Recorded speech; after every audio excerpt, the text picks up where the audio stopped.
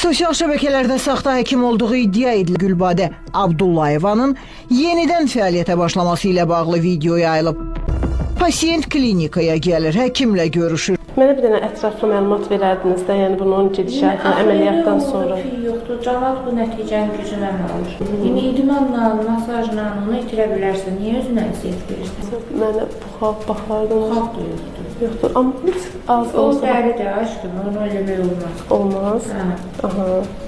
Mən paylaşımları TikTok'da gördüm, orada nömrəyə zəng etdim. Hə, yaxşı eləmişsin. O, Dost Estetik Mərkəzində çalışdığını təsdiqləsə də, cərrah kimi fəaliyyətə hələ başlamadığını dedi. Diplomlarım hal-hazırda Asan xidməti tərcümədədir.